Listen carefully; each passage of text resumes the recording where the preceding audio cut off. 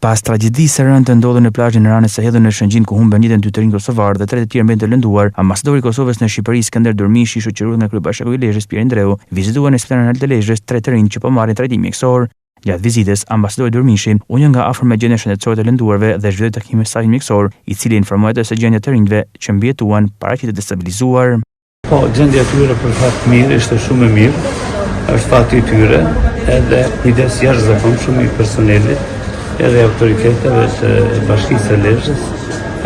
Është ngjarje shumë tronditse, edhe opinioni është trondisur nga lajmi, mosha e tyre, por ne jemi këtu që të bëjmë atë që mund të bëjmë dhe çka duhet bëjmë. Ja që jemi bashkë me kryetarin e Bashkisë, me autoritetet e policisë dhe çdo gjë do bëjmë çka është e mundur për të informuar familjarët e 2 të rinjve që për fat keq patën fatin e keq edhe nuk mbjetuan në punën, por të tjerët janë në gjendje të mirë, sapo i takuam edhe biseduam me ta.